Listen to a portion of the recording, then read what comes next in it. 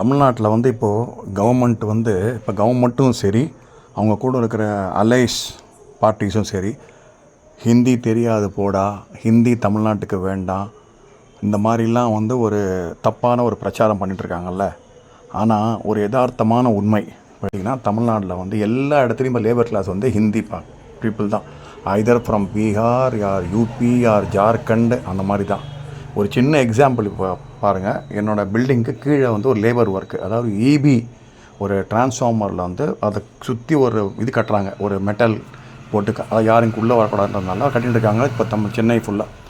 அந்த லேபர் பார்த்திங்கன்னா யூபிக்காரங்க அவங்க ஒர்க் பண்ணுறாங்க. ஸோ இதுலேருந்து என்ன தெரியுதுன்னா, உங்களுக்கு வந்து லேபர் கிளாஸில் ஒர்க் பண்ணுறதுக்கு மட்டும் ஆள் வேணும், உங்கள் வேலை செய்கிறதுக்கு ஆள் வேணும்.